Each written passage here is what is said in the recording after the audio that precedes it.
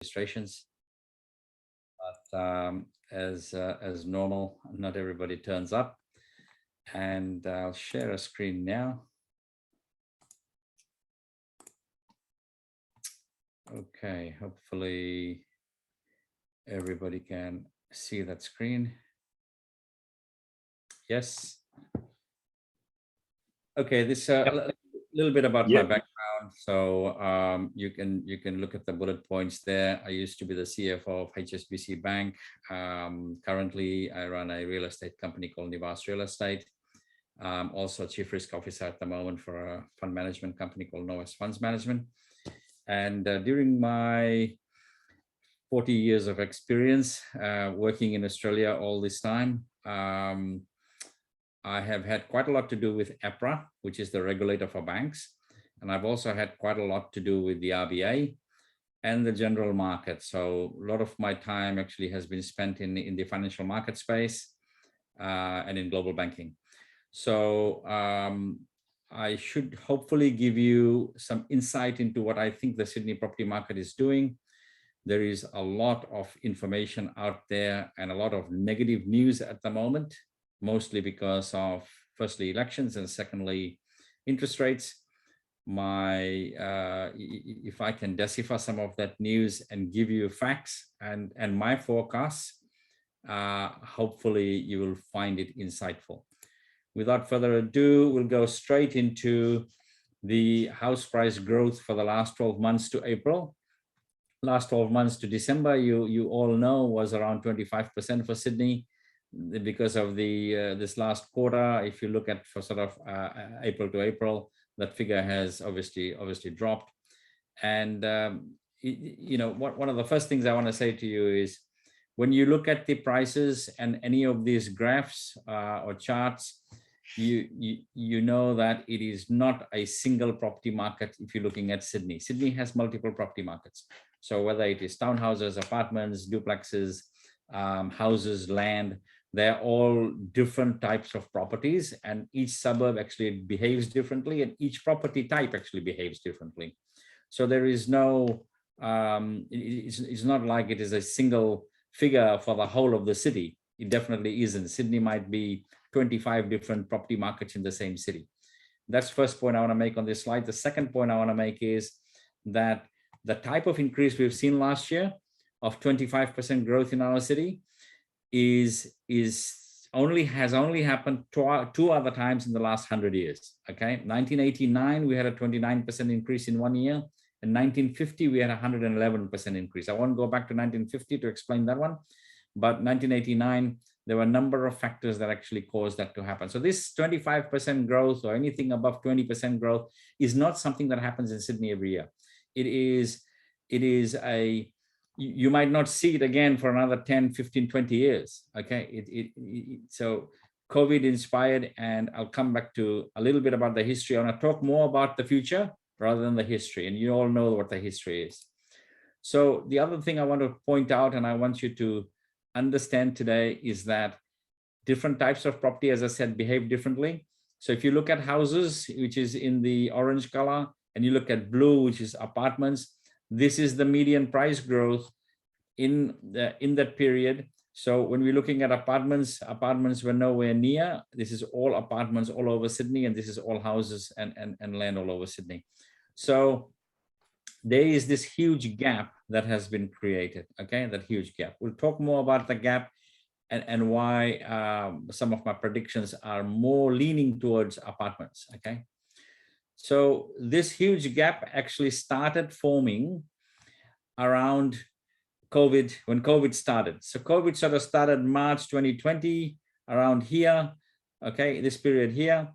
So as you can see, house prices and unit prices track very closely to each other in terms of the growth in prices. But from here, it diverted.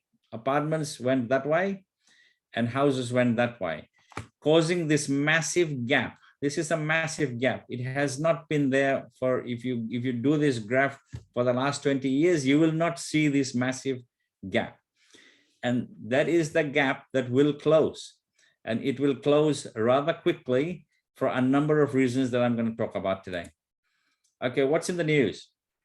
There is a lot in the news at the moment. The biggest thing in the news since the interest rate increase is the interest rate increase. So the media is giving you all the negative things that you can ever think about in the property market, because we've had a 0.25% interest rate increase. Of course, there's more to come, and we'll talk about that in a minute. The jobless rates is the lowest, okay, for the last 48 years, and that is heading south. So jobless rates nationally is now 4%. New South Wales is tracking at 3.7%. We are going to go to 3.5% soon, which will be the lowest in 50 years.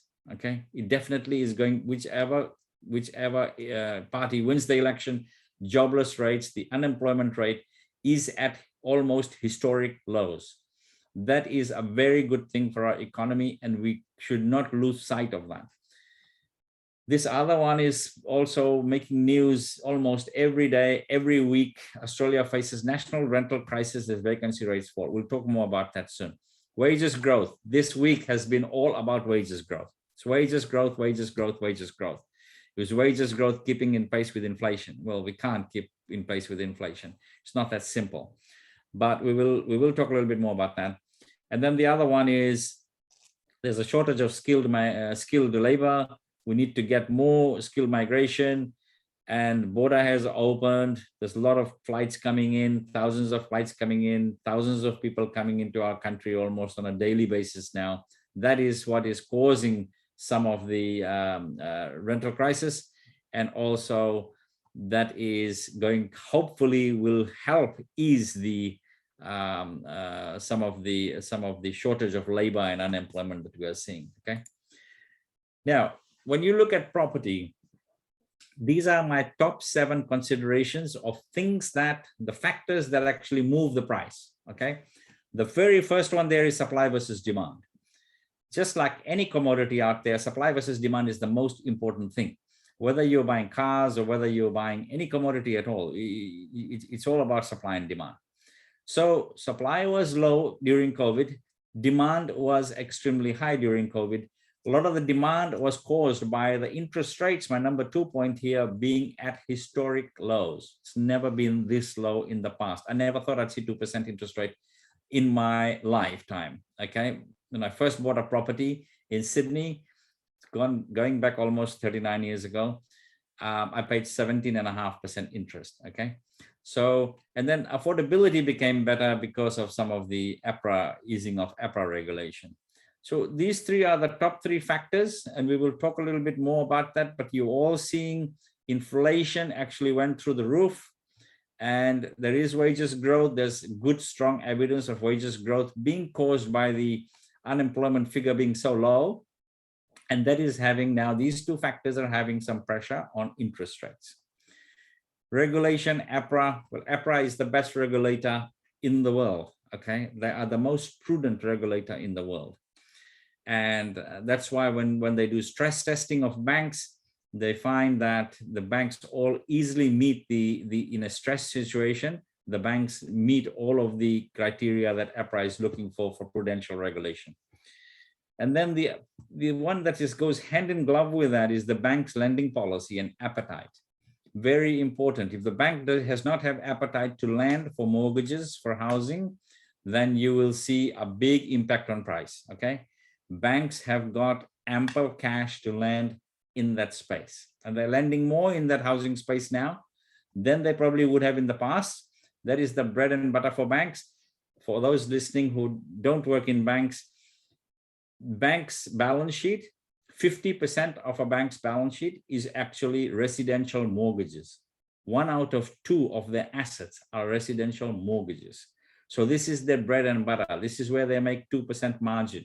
So when you got a balance sheet of $800 billion, as some of the big 4 banks have, 400 billion of that is actually mortgages. Okay, so it is a very important part of a bank's balance sheet, and they have more appetite now to lend in the residential mortgages than they would to small business and to commercial space and other things which are more riskier post-COVID. Economy and the GDP and unemployment, again, these 2 things are extremely, extremely important. We need GDP to grow. GDP is going well. Unemployment is going well. The government has done an amazing job in making sure that our economy is coming out of the COVID recovery better than most of the OECD countries, and in fact, better than most countries, period. And that has been because of government spending, government incentives, government infrastructure spend. All of these things have actually greatly helped, and the government's policies through the JobKeeper, Job Seeker, and so on. You all know about that, so I won't dwell on that. But these are the factors that make sure that we bounce back and bounce back quickly. Now, everybody is now worried about what's going to happen with inflation. So inflation goes up, and we'll talk more about why inflation went up in a minute. So that can have an impact on GDP. So can GDP go down, and therefore we go into negative territory again, and we might have a recession? There's a lot of talk in the media. If you go to any of the finance channels, you will see that there is a lot of debate about those two factors, inflation and GDP. Okay, so the sixth one there is bank risk, and media is really creating a lot of hype about this. So interest rates are going to go up. People are not going to be able to pay off their loans.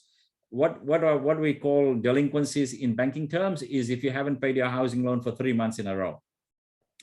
If you haven't paid your 3 months in a row, then you are on a what the banks call a watch list.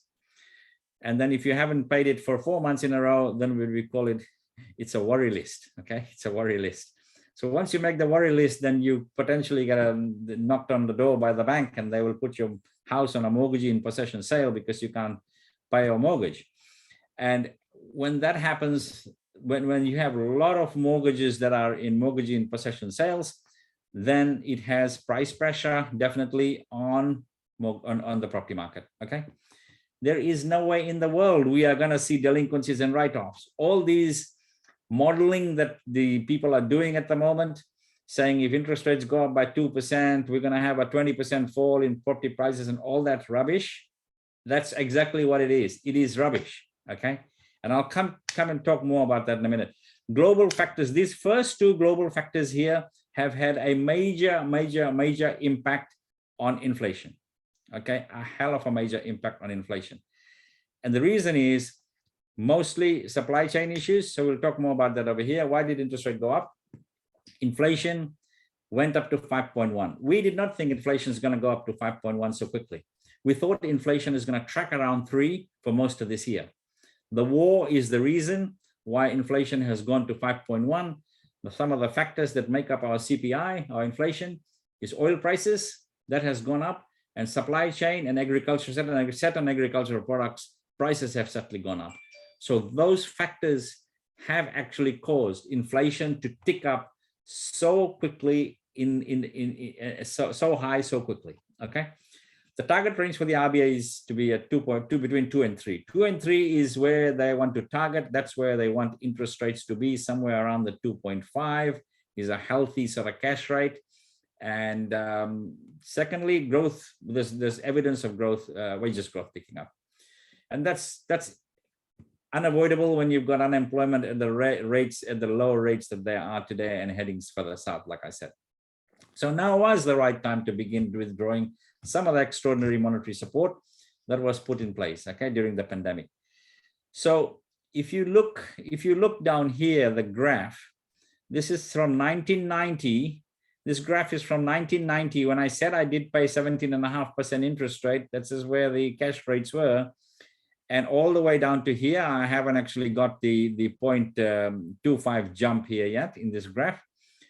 However, the key point I want to make here is that this fall, like more particularly from this fall down here, was due to pandemic. So for us to come back to this level here, which is around the 2 to 2.5% level, has to happen. This is not a mystery, but the way the media actually makes it out is that, oh my God, we have had the first interest rate increase in 11 years. Well, where else is it going to go from 0.1%? It's going to go up. Things are becoming normal. Our economy is ticking again. Inflation has got to go up. So you are going to see interest rate increases. It's not the end of the world.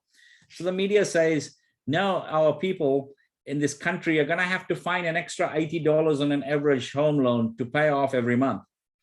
They never told you from here down to here. It never made the news that people are gaining $50 a week, $100 a week, $200 a week. In my personal case, on all of my properties, it was a big figure, something like $2,500, $3,000 a month that I was gaining because the interest rates went down so much. Nobody talks about that because that doesn't make headlines, okay? But the fact that it goes up 0.25% and it's about to go up a little bit more, big news. They start interviewing families who are going to lose their home. Do not listen to the media if you want to make money in property. My first lesson to you. So what's going to happen next? We will expect two to three increases of 0.25% this year, another 2 to 3. It is quite possible that the next meeting in June, that we might see not just 0.25%, we might even see a 0.5% jump, okay? Inflation numbers only come out every quarter.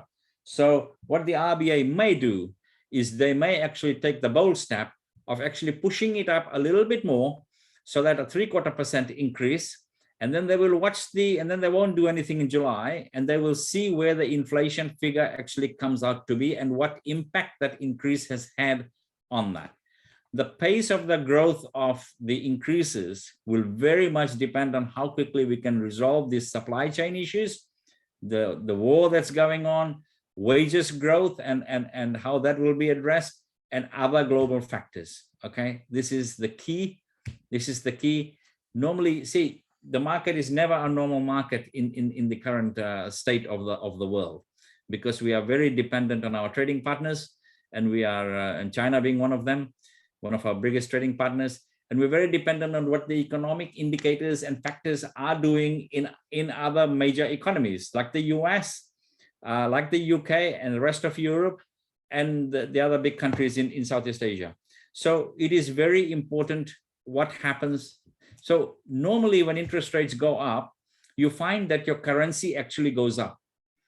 Well, guess what? Our currency just dipped below 70 against the US, went to 69.7, I think, a couple of days ago.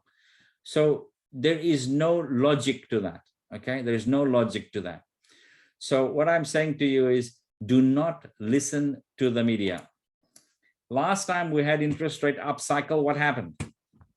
From 2002 to 2008, house prices were up more than 30%, despite the cash rate increasing 3 percentage points, 300 basis points, 3% it went up in this period. In that 6-year period, house prices actually went up 30%.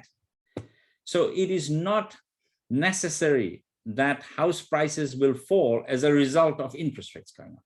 That's the point there. Okay, this is a good comparison in my personal point of view, because the interest rates are going to increase quickly, and it is a period of strong wages growth. We are going to see strong wages growth, okay, which we expect to see this time. Sorry, apologies. Also, from 2009 to 2011, when the actual rate increase actually stopped, home prices were up 11% at their peak, and we're 6.6% at the end of the tightening phase, where rates were up 1.75%. So what I'm talking about is, this period from 2011. So 2011 is here. That's when the cutting cycle started, okay? That's when the tightening stopped. Sorry, tightening started and went all the way to where we are now. Just keep that on the back of your mind. History is no predictor of the future, but I want to present some other facts so that you can all make an informed decision if you are looking at buying a property, okay? Now, one of the key factors, one of the most important slides for today is this slide. When you buy a property, you're not buying a property so that you're going to sell like the stock market. You might sell in 5 months, 6 months, 10 months, 12 months. That is not how you buy properties. You buy a property and you keep it. You might keep it minimum for 3, 4, 5 years, or you might keep it in a long-term investment for 10 years, 15 years, 20 years, okay? Every time I've actually sold a property in my life, I regret it later on, okay? Every single time I've regretted it later on. And I wish that I hadn't done all those sales that I've done in the last 39 years. But that is life.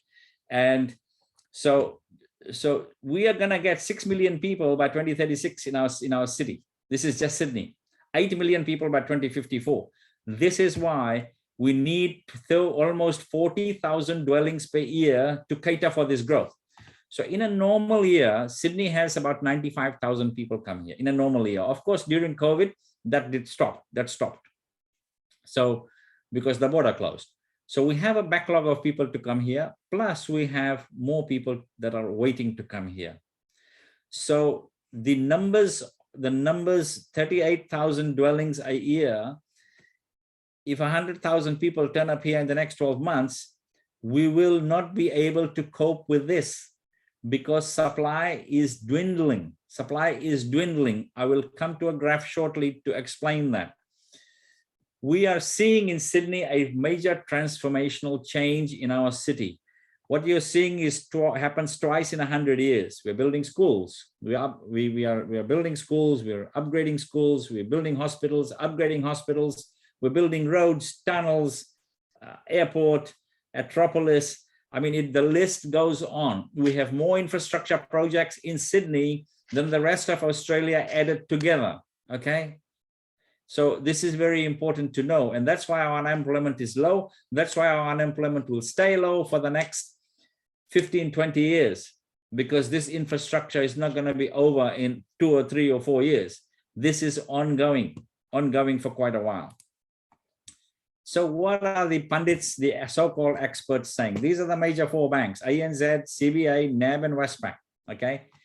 They came out, and this graph is actually about 3 months old, my apologies, but they were all predicting a 6% increase, 5.46. This is for 2022. Again, this is across all dwelling types, okay? And across the median price for your city. Then in 2023, they're all gone bearish. And at that time, they're all gone very bearish, -12. And I think NAB is somewhere around the -8. And Westpac is -6. So now, because the interest rate is accelerated, they base all their modeling is just on one thing, interest rates. Now they're going to say, well, these figures will change. You watch the next announcement by the big 4 banks. They'll come out and say, well, now we think it's going to be -5% this year. These are the same people, mind you, that in mid-2020 said very clearly that property prices are going to fall between 20 and 25% in 2021. They got it that far wrong. It went up 25%. They were 25% minus. So 50% turnaround from the same people who are predicting this. So you want to believe this? Please go for your life. Okay. In mid-2020, I got so upset with the predictions. I wrote an article in the Indian newspaper called Indu's Age, and I predicted a 20% jump in prices in 2021. That was in July 2020 that I wrote the article. If anybody listening wants a copy of that article, I'll be more than happy to share that with you. So I went against the -20 and I said +20, and I had good reasons to support that, as I do today for my predictions. Okay, this is SQM research. They've put a lot of different scenarios to try and say, okay, what's going to happen to property prices in 2022? It's a very busy slide. I'll just go straight past it. The reason why, because I want to talk about this more. The next 6 to 24 months, irrespective of what happens to interest rates, in my personal view, it is the perfect storm for apartments. Perfect storm for apartments. These are the 8 reasons I have. Number 1, we are still at historical low interest rates. You saw the graph. We are still at historical low interest rates. Even if it goes up 1%, it's not such a big deal, okay? Rewind 2.5 years ago, and we were all paying 4.5%, 4%, 4.5%, right? So let's not be caught up with the hype in the media against property. There is little, yes, there is some correlation between interest rates and affordability and certainly house prices, but that is not the only factor. And some of what I've already highlighted to you demonstrates that. This is an environment still with low interest rates and high appetite for banks to lend. Secondly, demand will continue to be strong. We will see in the next 6 to 24 months, demand actually being higher than what it was during COVID. That is because of these factors. You can read them faster than I can say, okay? All of these things are actually happening. The third one is probably, and I said to you in the beginning, supply and demand is economics 101. They go hand in glove to determine what will happen. Supply is significantly down, okay? The release of new land is lagging demand. I think if anybody out there looking for land will vouch for that. Councils are very slow at releasing, rezoning and releasing land. Now, this second one, only 8,800 apartment commencements in Sydney in 2021. And I've got a graph to show you that in a minute. Down from 70% peak in 2016. Construction starts delayed, also due to supply chain issues. Now, I'll go to the next graph here. This is probably one of the most important graphs when it comes to apartments. This is the most important graph you are going to see today. So, 2022, we had 14,000 completed apartments. The reason for that, apartments cannot be built in 1 year or 2 years. It's a 3-year project. From the time you apply for a DA, you get your DA, you put a hole in the ground. The whole process takes 3 years. So the apartments that completed in 2022, guess what? They started the process in 2019, pre-COVID, okay? Pre-COVID, things were humming along.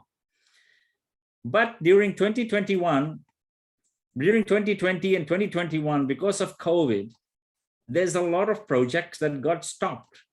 Builders stopped, okay? And supply chain issues and price increases. So in 2023, we're going to see only 9,600. But the full effect of this slowdown that we have seen means in 2024, we'll only have 4,500 apartments completed. If you start now, you're not going to finish. So if you start projects in 2022, okay, it takes almost a year to get a DA. If anybody is a very important factor to note, supply is going to dwindle down to here. If we are going to get, if we need 38,000 new dwellings every year to cater for 95,000 people coming here every year, this is not going to wash. Nobody is talking about this issue at the moment. Okay, just the same way they were not talking about the rental crisis we are having now. I have been talking about it since August, September last year. I can send you my recordings. So they will start talking about this when there is an absolute chronic shortage of properties, and we will not be able to do anything about it, except prices are going to go up through the roof and our rental crisis is going to worsen. Okay, we'll talk more about that in a minute. So keep in mind that. Number 4, the cost of construction is already up 20% and it's going higher. Think about it like this. If nothing happens, if all my 8 factors, none of the 8 factors happen, but only this one happens, cost of construction goes up. And these are supply chain issues. These are inflation issues. These are cost of materials issues, okay? If 20% it goes up, the cost of construction, what will the developers do? The developers are just going to put that price onto the end price. They're not going to suck up that cost. Okay, they're not going to suck up that cost. So this is a very important factor. It's already up and still going higher. Rentals are heading up and up. Chronic shortage of properties. We'll come back to that. FOMO effect. A lot of people now can't afford a house in Sydney. We get so many inquiries for people wanting to buy in Brisbane, wanting to buy in Adelaide, wanting to buy in Melbourne, wanting to buy in the region. Reason why? Because they can't afford to buy a house here. I am telling you now, you need to buy an apartment here, okay? For all of these reasons. FOMO effect, for people who are missing out, thinking they're going to miss out, they're going to buy something, they are coming in. We are getting a lot of inquiries for apartments as we speak. Consumer confidence and business confidence is high. Listen, these 2 things are high because people keep their jobs, businesses are making money, they need to hire more people, they can't find people, and so these 2 things will be high and will stay high so long as our economy is growing and people are spending money. Okay, this whole debate about cost of living at the moment that you're seeing every day in the media is because there is an election. Okay, this is one of the biggest election issues that they have made out of this, including the media. Do we have a massive cost of living issue in this? In my view, yes. Or you go to the petrol barrels, food items, we are the third highest earning nation when it comes to salary in the world. Only third to Switzerland and Japan. Okay, go and do your research. We are the highest salaries. Go and compare yourself to other countries. So we should not be complaining about cost of living in this country. And when you've got unemployment at 4%, everybody is fully employed. Going down to 3.5%, anybody can go find a job. Okay, and we've got a very strong government. Now, I want to show you a couple of graphs here. So talking about units. So unit inquiry volumes have surged when we look at the first quarter 22 to first quarter 21. Land, yes, inquiries are still up 3%. It's not zero, it's not negative. Houses 4%, but units 21% up. Okay.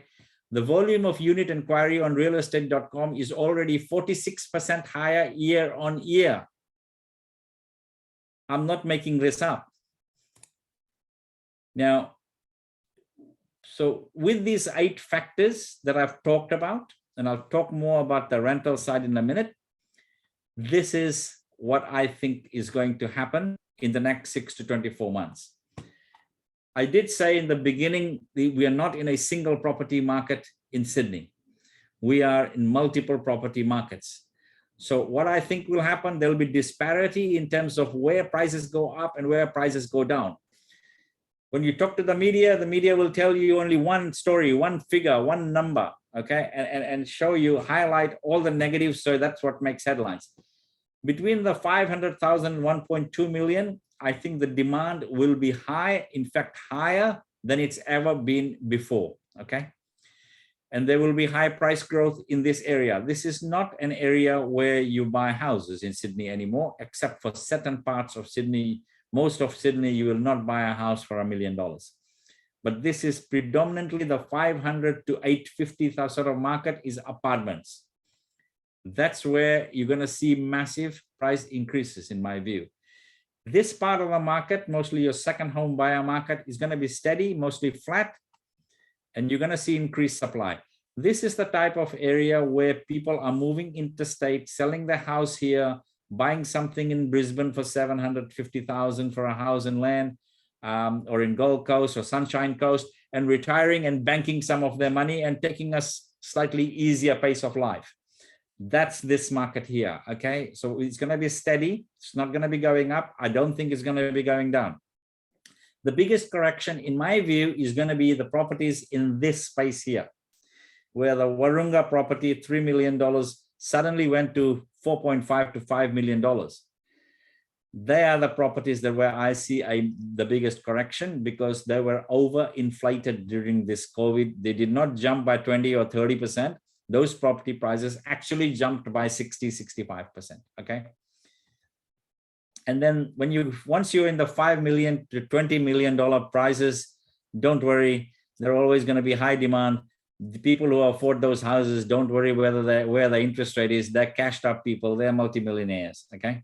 We won't worry about them. So this is my general take on what I think. In terms of your overall median, what media gives you a number, well, I think houses still, on average, will still go up 5% this year, and apartments are going to go up 14% this year. In 2023, houses will be a little bit more flat, and apartments are going to be 6%. The big story is my 8 factors, okay? Keep in mind those 8 factors. So between now and end of next year, I'm saying houses only 6.5% and apartments 20%. That gap has to narrow, that gap has to close. And the demand for these type of properties is going to go through the roof. So why should you buy an apartment now? I've already said these things, huge gap between house and land. The gap will start to close from now to end of 2023. I've talked about the migration. Large percentage of population now cannot afford homes. We get a lot of those people inquiring about apartments now. Okay, that's where the demand is coming from. Or they keep asking about interstate as well. The higher rental returns. Okay, so offsetting the fact that you're going to get some higher interest rates, the returns, the rental returns are going to go through the roof.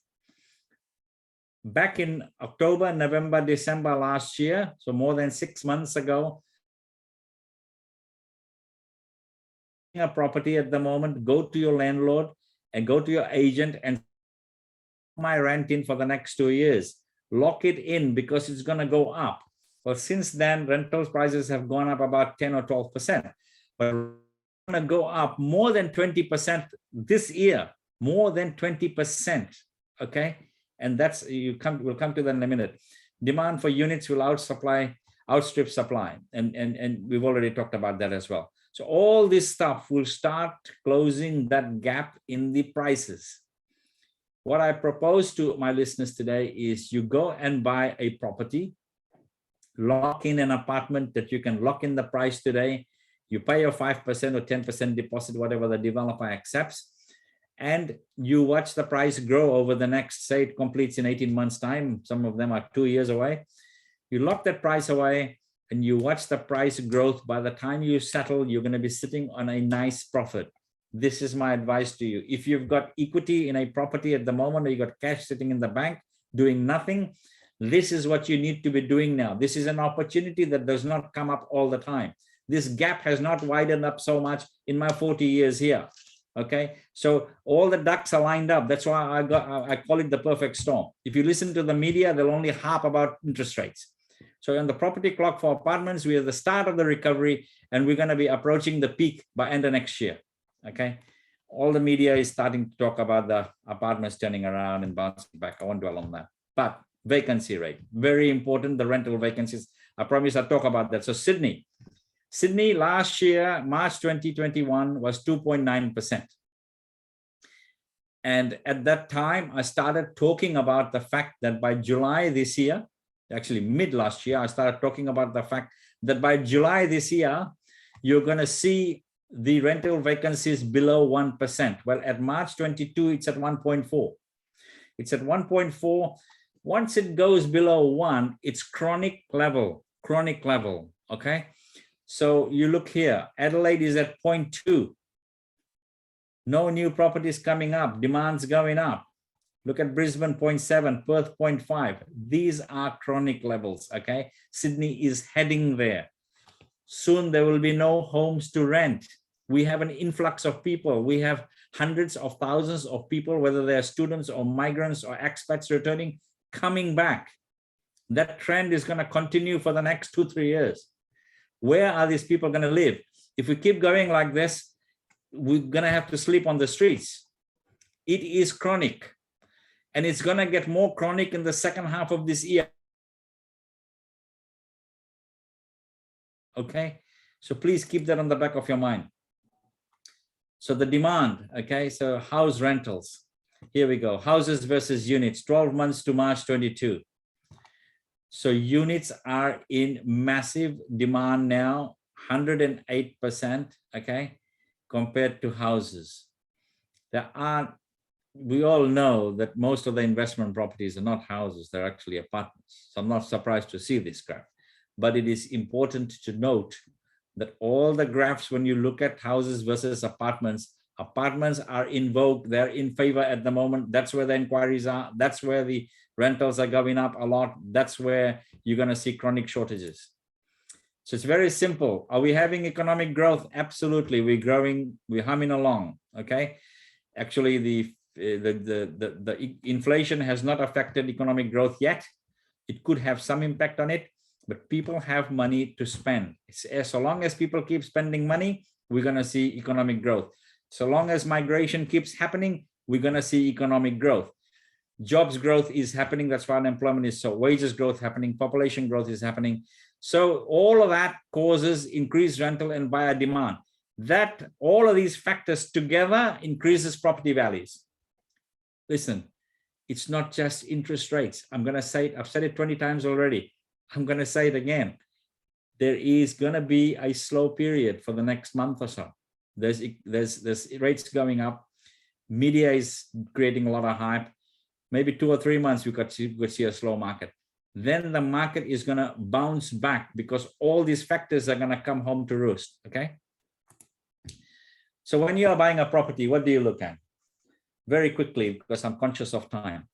You look at location, very important. It's not just location, okay? I'll let you read all of that. Location is important, absolutely. You got to see where infrastructure is going, where the spend is going, where investments are happening in the local area, the population growth, where it's happening. These figures, the 6 million and 8 million figure I showed you, New South Wales Treasury has broken that down by suburb. You can go and Google and look at the New South Wales Treasury's numbers, the projections by suburb. Okay, so I can tell you in the next 10 years, for example, a suburb like Schofields or Rouse Hill is going to double in population. Why do you think so many apartments are coming up in those type of suburbs? The reason is very simple. That's where the population growth is. That's where they've approved it. Okay, so price is very important. You should never pay a premium for a property. We have probably 40 projects in Sydney at the moment. We don't sell all the 40. We concentrate on our top 3. Okay, today you're going to see our top 2. Price point is very important. Timing is very important. The other reason price is important is we've seen people buying Meadowbank and Rhodes and Wentworth Point 2-bedroom apartments off the plan. They paid $1 million or 950,000, and they're wondering why in the last 3 years the prices haven't actually gone up. Well, you paid a premium for the property. You must never pay a premium for the property. Timing is important. So this timing right now is a perfect time to actually get into for housing, buying an existing house. Well, if I were you, I would probably say, well, let me see how things settle down over the next 6-12 months. And I'm being very honest with you. But for apartments, the timing could not be better to buy an off-the-plan property. The developer and builder becoming more and more important as well. So these are some of the infrastructure things that I'm talking about. Things like Rouse Hill Hospital, the metro. What you've seen in the metro at the moment is just the tip of the iceberg. You're going to see so much more. You haven't even seen 25% of the metro that's coming to our city. Okay, there's massive, massive, massive work happening there. Marsden Park Business Centre, Riverstone Town Centre is going to be as big as Rouse Hill Town Centre. People don't know that now, but we know what is coming. And that's why you always got to see what's coming. I told people to go and buy a house and land in Riverstone 2 years ago. Some of them listened to me and they're thanking me. Some of them didn't listen to me and they're saying, I should have listened to you because I would have made 400,000 profit by now. So these things, you have to analyze what is coming your way, okay? Now, I won't go through this. The message here is we've got a massive GDP. You can read all of that. Land is running out, okay? New South Wales Northwest Precinct will be bigger than Canberra in 8 years' time. All these things are happening. Bezeris Creek Airport, the Atropolis is massive. All jobs are getting created, but this is the big story, the population growth. This is a recent article I wrote in December 2021. I won't go through it, but it is, again, I have been saying this for a while. Before all those graphs that I showed you the first quarter of this year regarding apartments, this was written in December because I could see that apartments are gonna come back in vogue during 2022 and into 2023. So now, without further ado, I am going to pass on to my colleague Krish, who is going to talk about a couple of projects. He'll run quickly as well, so we can take questions in the end. So Krish, I'm going to give you 10 minutes to run through the 2 projects. Yeah, no worries. I'll be quicker. Before I head on, Krish, I'll say it again. We are very passionate about both these projects because they present value. They present where you need to spend your money now. I am never going to ask any of you listening to me to go and buy a $1 million 2-bedroom apartment in Rhodes. That does not, in my view, present value. These 2 projects present value, and that's why we have picked the top 2 projects where we think you should be looking at.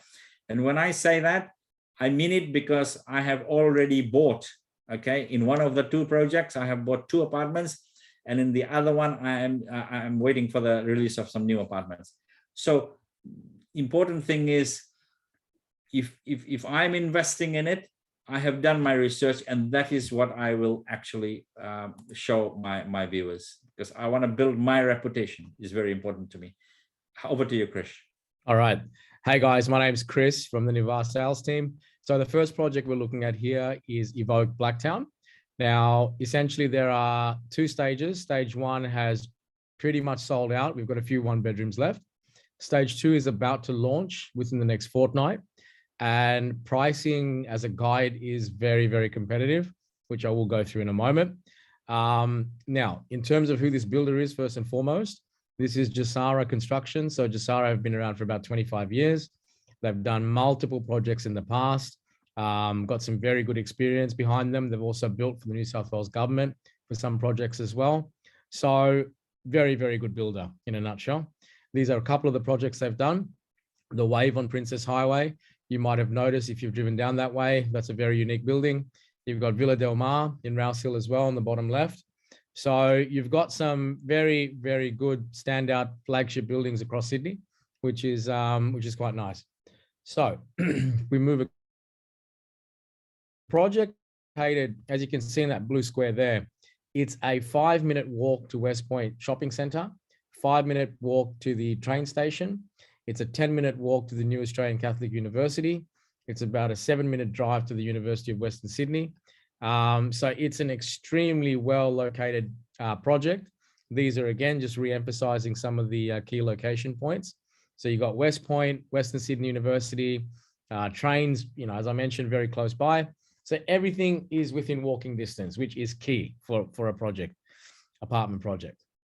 Now, finishes, guys, you've got 2.7 meter ceilings, you've got 20 millstone bench tops, Fisher and Paykel appliances, ducted air conditioning, you've got wood floors, plush bowl carpets in the bedroom. So very well finished project. The bathrooms themselves are like you'd seen a 6-star hotel in the display home, which I can show you through. It is truly amazing. So very, very well finished homes. No facilities in these buildings as well, guys. So no pools and gyms and that sort of thing, which keeps strata quite low. You do have a rooftop terrace, as you can see here. There is also a courtyard in the middle of the project as well. So yeah, so in a nutshell, you've got some really cool breakout areas, but no facilities to increase those strata costs. So if we're looking in terms of pricing, so stage one, there's about 6 1-bedrooms left in there. Now, stage one finishes around July this year. Stage two is sort of where the focus point is at the moment. So 1-bedroom pricing will be starting from 413,000. If you look at realestate.com right now, I think your cheapest online is about 447, if I'm not wrong. So very, very competitively priced. 2 bedrooms from 540, 3 bedrooms from 680. And of course, there are other incentives that we will have for buyers as well through Nivas, which we can discuss on a one-on-one basis. Now, stage two, guys, the one we're focusing on, plans aren't quite released just yet. So they're coming out in the next couple of weeks. We do have a display home we can walk you through. We can show you where the site is and everything. At this stage, we are taking expressions of interest. We do have some plans for a couple of floors that we can go through. And yeah, completion, you'd be looking at around mid-2024. So you've got a good 2 years to wait, which is good. Now, next project, guys. Now, this project is in Rouse Hill. Now, if some of you know, the Rouse Hill Metro is obviously one station. Then there's another one called Tullawong Metro. So as you can see this dome-shaped building right in front of you, that is in fact the metro station. Now, across the road from that, you have Tullawong Village. Now, Tullawong Village is a project which is being built by Daycorp, which are the 3rd largest developer builder in Australia. Stage one, guys, where you can see that triangular building and the buildings to the left and right of it, that's stage one. That's actually the fastest selling off the plan project in New South Wales. In 9 weeks, 333 projects sold, and this was sort of towards the beginning of this year. Now, the key thing with this, guys, 1, you're across the road from the metro. 2, you've got your shop. So stage one actually has specialty shops, 40 specialty shops underneath. So you got things like IGA, butchers, hairdressers, that sort of thing, which will all be there. Level 2 will have things like doctor surgery. So this is a shot of the retail precinct. That's your level 1. Level 2 will have doctor surgeries, pathology clinics, that sort of thing. Then from level 3 up to level 8 is where you have your apartments. So 1, very well connected to everything. 2, it's not a high-rise building. And 3, you don't really need a car. So this is perfect for people, just entering the market who might not have a car. And yeah, it's all about convenience and quality. So another picture of the retail precinct, guys. It's going to look very nice. Think of it as a sort of mini version of Rouse Hill Town Centre. So next slide. So finishes, I won't go into too much detail, but engineered timber flooring.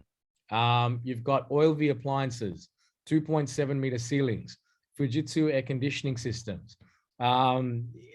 Essentially the best of the best. The finishes in this project are in amongst the best in the whole Northwest. I would go as far as saying across the whole of Western Sydney and the Northwest. So the bathrooms, again, floor to ceiling tiles, built to precision. These bathrooms are actually, they go above and beyond, which I can get into more detail with on a one-on-one basis. The location, guys, as I mentioned, Metro's across the road from you. You're one stop away from Rouse Hill, where the new hospital is being built as well. Rouse Hill Town Centre is also being extended as well, to the best of my knowledge. So you're literally a stone's throw from everything. Norwest Business Park is about a 12-minute drive away. Parramatta, again, not too far, probably about a 30-minute drive. Everything is very close, well located, and you're in a growth area. One of the key things, guys, is directly across the road from this project. If you see all those houses there, where the arrow is going over, that's the ponds, right? So the ponds, as some of you know, the sort of median house price there is about, if I'm not wrong, about 1.3 million now, if not more. So a prestige suburb. And across the road from that, you have this precinct, which is coming up. And look, the prices in the ponds, as I mentioned, they've gone through the roof. Tullawong itself, land prices there for 300 square meters are about 900,000. And the apartment market, as Sachin mentioned and went through in more detail, is right on the cusp of some very big gains. So yeah. So the next slide, if you don't. And okay. In a nutshell, guys, pricing for 1-bedrooms here, you're looking at between 540 to 550, 2-bedroom 675 to 750, 3-bedroom 940 to 950. Plus you have some rebates, which are mentioned there on the right-hand side. We have other incentives we discuss on a one-on-one basis as well. And now stage 1, as I mentioned, is sold out. We have maybe 2 3-bedroom apartments left in there, if that. So that's done. Completion for that will be the end of next year, guys, like end of 2023. Stage 2, you'll be looking at completion roughly about mid-2024, so about 2 years away again. And that's where we do have some very nice apartments, both all 1, 2, and 3 bedroom options. So, guys, these projects have been handpicked by Sachin and myself, mostly Sachin, who's done a lot of the due diligence. And look, we've got nothing but good things to say about them. We can take you through, I guess, while this sort of lull or quiet period is happening during the election time. It's a good time to get in there. Good prices, good incentives as well. So we'd be happy to walk you through anytime. Thank you so much. Thanks, Krish. Just some conclusion my talks. Why should you invest in property? Well, I say to people, you cannot retire on your super unless your super is like $5 million. You cannot retire on it. If you had $1 million in the bank and your house is paid off, today the bank will return you, even if you get 1.5% in the bank interest rate. At the moment, that you won't get much more than that. That's $15,000 a year on $1 million.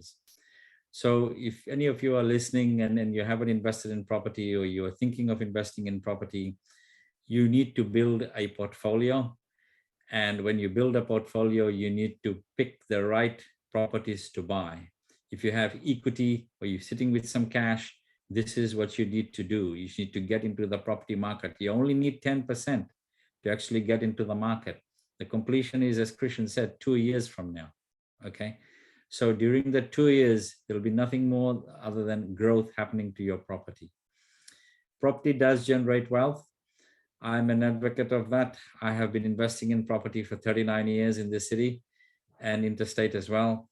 And I can tell you that without property, even though I had an executive role, most of the money I have made in my life has been through property. And it's very simple. And I don't have to, with the growth we've just recently had, I don't have to go back too far to tell you that if I asked any of you listeners 2 years ago, if I said to you, can you buy this land in Box Hill or Riverstone or Marsden Park or Rouse Hill, or anywhere in Sydney, for Oran Park or Gregory's Hill, all the suburbs we sell, at the prices 2 years ago, every one of you are going to say, yes, please, because it's a silly question with hindsight. So I would say exactly the same to you. If you leave it for another 5 or 6 months or 12 months and don't do what I'm suggesting today, you are going to miss out. You're going to miss out, and you're going to say in a year's time, well, I should have actually done that. So property is not something you buy every day, but when you do buy, because it's a big investment, you need to make sure it is the right project. When we say you can buy at $540,000 in Blacktown, there is nowhere in Sydney where you can buy that type of quality, a 2-bedroom apartment for $540. Not even in Penrith you can buy that. Not even in Mount Druitt you can buy that. Okay, and they don't have all of the other things that is going for Blacktown. So next to metros always makes you money. Next to metro always makes you money, and we have seen that through other places, whether it is Macquarie or North Ryde, where you can only buy a 1-bedroom apartment now for $750, and that's without a car space. So listen, it is this metro will go another 5 stops. You'll get to the airport in 20 minutes, 15 minutes to the new airport. So this is buying at today's price, taking advantage of infrastructure, and I will leave it there. And you've got our contact details anyway. So I'll stop share and take any questions that you might have. Please feel free to ask. There is some questions there already.